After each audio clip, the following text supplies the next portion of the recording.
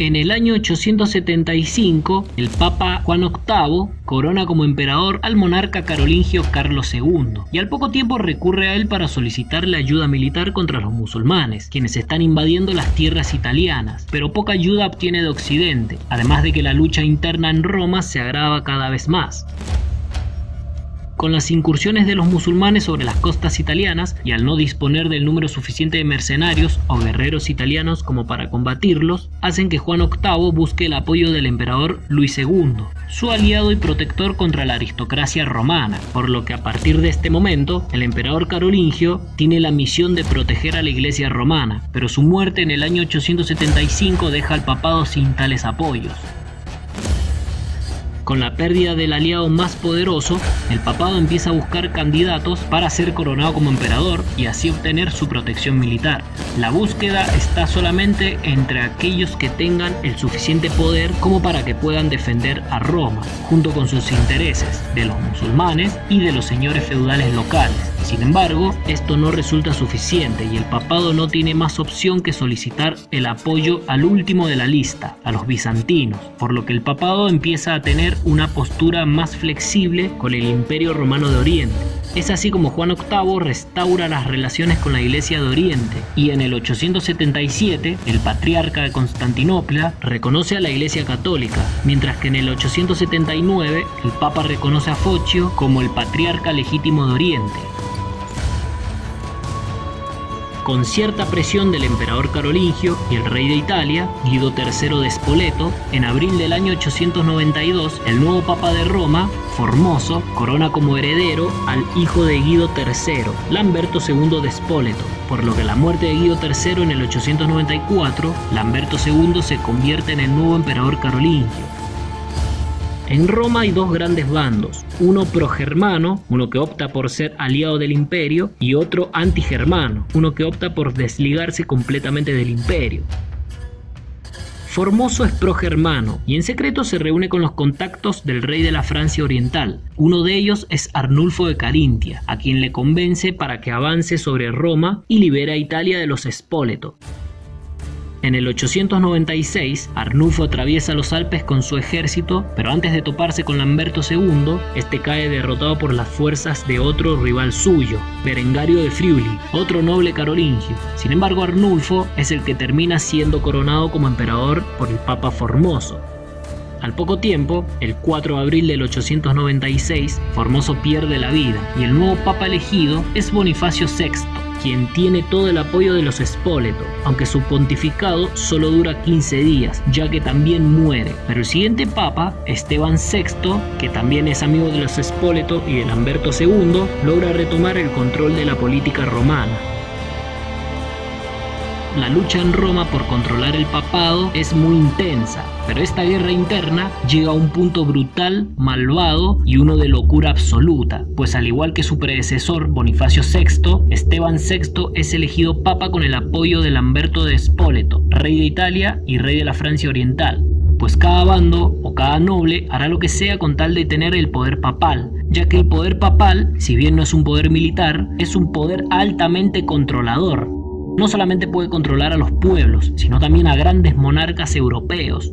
Un gran poder puede tener aquel que controle el papado.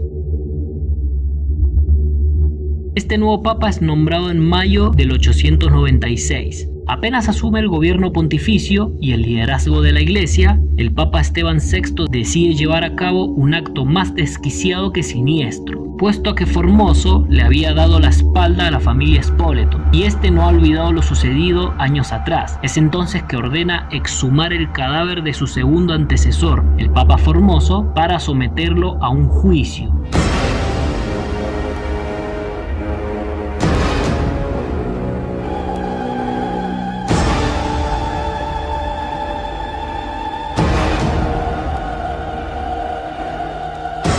Este juicio es conocido históricamente como el Sínodo del Cadáver, o simplemente como el Concilio Cadavérico, es decir, un juicio a un cadáver. Esteban VI ordena que la vestidura papal que fue usada por Formoso se utilice para vestir su putrefacto y carcomido cadáver. Es entonces que ordena que se lo lleven al salón y que lo sienten en una silla para juzgarlo. Allí lo acusan de ser ilegítimo ante la mirada de los clérigos, quienes están impactados por lo que están presenciando. No saben bien cómo reaccionar ante lo que está sucediendo, aunque esto no es todo, pues después del juicio falta el castigo, por lo que Esteban VI, como si de un ser vivo se tratara, sentencia al cadáver de Formoso a que se le amputen 3 dedos, con los cuales impartía las bendiciones papales, y luego ordena que sea arrastrado por las calles de Roma, ante la mirada incrédula de mucha gente y ante el abucheo de muchos otros. Luego el cadáver es quemado y arrojado al río Tíber. Este increíble y malvado acontecimiento provoca que el pueblo de Roma se levante en contra de Esteban VI, además de que los líderes eclesiásticos también quieren deshacerse de él, por lo que deciden que debe ser depuesto y juzgado inmediatamente. Durante el levantamiento popular, el Papa es capturado y se lo somete a un juicio. Entonces es llevado a prisión, en donde permanece un tiempo hasta que termina siendo estrangulado hasta su muerte en agosto del año 897.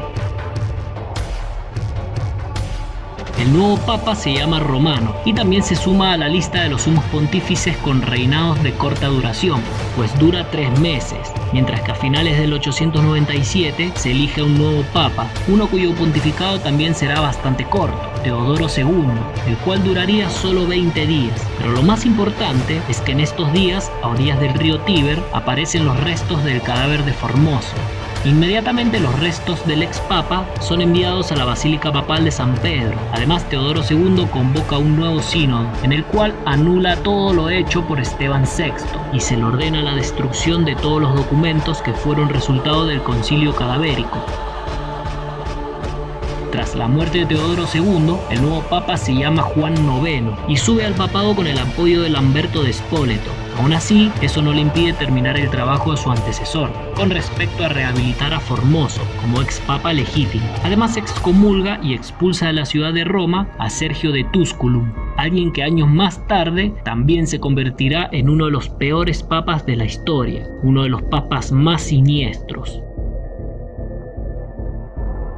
El 29 de enero del 904 empieza una era muy oscura para la Iglesia Católica. Sergio de Tusculum se convierte en nuevo papa bajo el nombre de Sergio III. Es un noble poderoso del cual se cuenta que ha conspirado para asesinar a su antecesor, a León V, además de haber destronado al antipapa que apresó y usurpó a León V, a Cristóbal, a quien también mandaría asesinarlo más tarde. Durante el periodo de Sergio III como sumo pontífice, se crea una particular y nueva forma de gobierno, la pornocracia. Se dice que la Iglesia Católica empieza a quedar bajo una fuerte influencia de cortesanas, razón por la cual muchos apodan este momento como el reinado de las prostitutas. Con Sergio III al poder, también comienza un periodo conocido como Saeculum Obscurum, es decir, los años oscuros, una nueva era que duraría 60 años y en donde la Iglesia Católica, el gobierno de Roma y los papas serían influenciados fuertemente por una poderosa familia corrupta, los Tusculum, la cual atrasará mucho a Roma frente a las demás grandes capitales importantes del mundo. Sergio III es un papa con luces y sombras. Ordena reconstruir el Palacio de Letrán, que fue destruido por un terremoto y que fue saqueado por el antipapa Cristóbal. De hecho, lo reforma con nuevos objetos e imágenes decorativas. Sergio III también proporciona fondos para las iglesias destruidas en las incursiones de los sarracenos y de los magiares húngaros, pero detrás de su imagen pública tiene un ejército privado de mercenarios a quienes utiliza para eliminar a sus rivales políticos. Históricamente, Sergio III es conocido por ser una persona despreciable, uno muy peligroso, un papa mucho más corrupto que santo, alguien más preocupado por el poder y por las relaciones sexuales que por gobernar. Hay quienes aseguran que ha tenido un hijo ilegítimo, y lo peor de todo es que esta persona en el futuro se convertirá en papa, lo que lleva a preguntarse quiénes son las personas que están llevando las riendas de la política del papado, la política de Roma.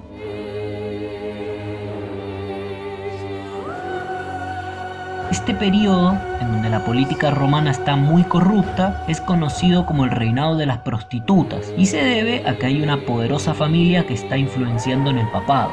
Es una familia que pretende gobernar Roma como si fuera el viejo imperio y solamente el papado está en su camino.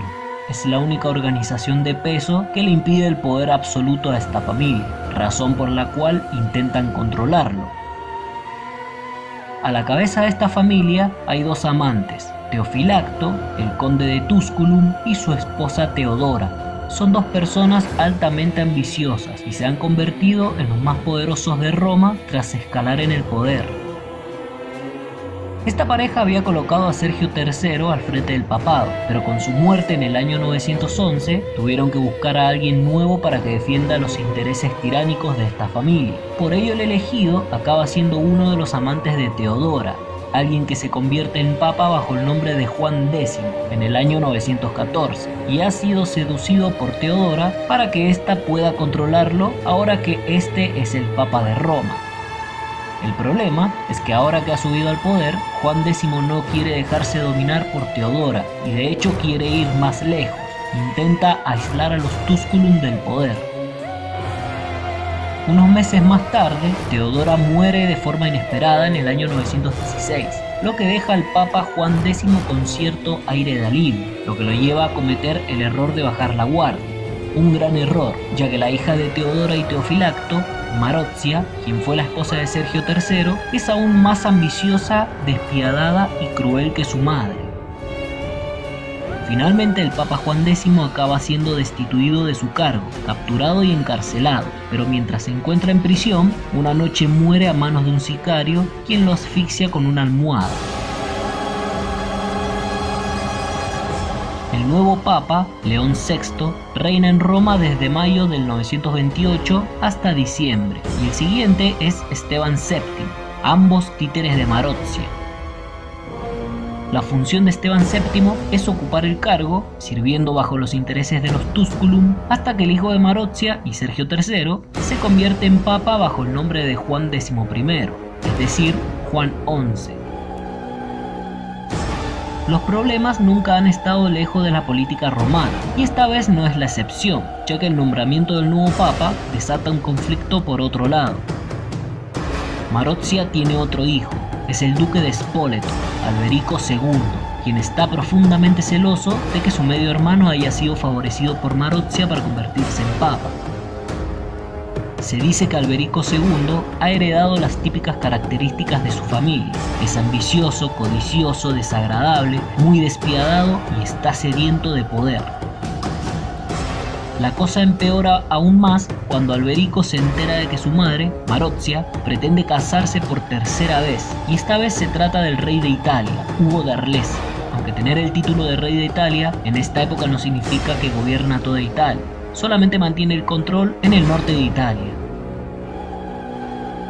Hugo derrama la gota del vaso cuando insulta y golpea al duque Alberico II en medio de la boda con su madre, provocando un gran escándalo. Es así que Alberico se cansa de la situación, se siente muy ofendido con su familia y además cree que su posición política está amenazada, por lo tanto se levanta en armas y organiza una violenta rebelión en el centro de Italia. Por medio de la violencia y la sangre, Alberico II se deshace de todos sus rivales. Uno a uno van cayendo, mientras que el Papa es obligado a ocuparse solamente de sus labores religiosas, y Alberico es el que asume el control político del centro italiano. Al poco tiempo, Alberico encarcela a su hermano y papa junto con su madre Marozia en el castillo de San Angelo, en donde Juan XI termina muriendo en el año 935. La crueldad de Alberico es tal que hay quienes aseguran que solo le otorgaba libertad a cambio de que sea su esclavo personal. Alberico II, luego de expulsar de Italia al rey de Italia, Hugo de Arles, después de la muerte de su madre en el año 955 en prisión y después de consolidar su control total sobre el papado, se hace llamar a sí mismo como príncipe de Roma y senador de todos los romanos. Ha construido un gran poder. Si bien este periodo sigue siendo conocido como el reinado de las prostitutas, ahora es Alberico II el que tiene el control total y absoluto de Italia central. Se ha convertido en una especie de dictador. Se podría decir que es el reinado de Alberico. León VII se convierte en el nuevo papa títere del duque Alberico II, hasta su muerte en el año 939, mientras que el siguiente papa, Esteban VIII, es otro títere del duque de Spoleto. Uno tras otro, Alberico va poniendo a dedo al Papa de Roma y así controla la política de los estados pontificios de cada una de sus ciudades. Marino II, Agapito II y por último su hijo ilegítimo, Juan XII. Todos ellos se convierten en los papas títeres del duque italiano.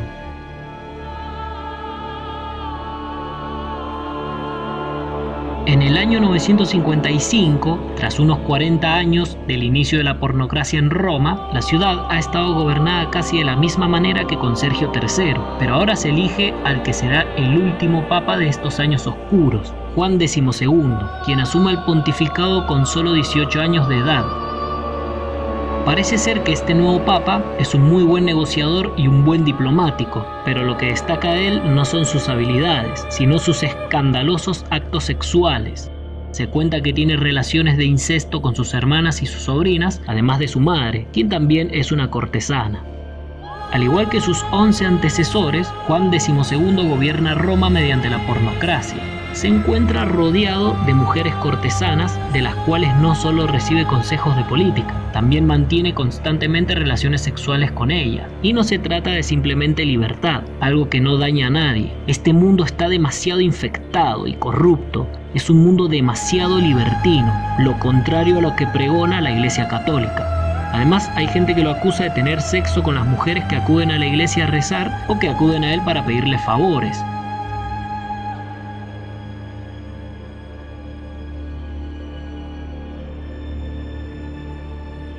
Antes de llegar al segundo milenio, los últimos vestigios de los carolingios luchan por mantenerse en el poder, aunque ya no son tan poderosos como lo fueron una vez, además de que nuevos poderes están surgiendo a lo largo de toda Europa. El rey de Italia, Berengario II, es una gran amenaza para los estados papales y obviamente para el Papa. Por ello, Juan XII le solicita apoyo a uno de los monarcas más poderosos de Europa, uno bien reconocido que ya tiene fama de unificador y de guerrero, Otón, el rey de la Francia Oriental. Otón acepta el pedido de ayuda del Papa y en batalla derrota al rey de Italia. Después entra triunfante en Roma y en la Basílica San Pedro se restablece lo que había sucedido con Carlomagno hace casi 2 siglos, pues Juan XII corona a Otón como emperador romano y de toda la cristiandad.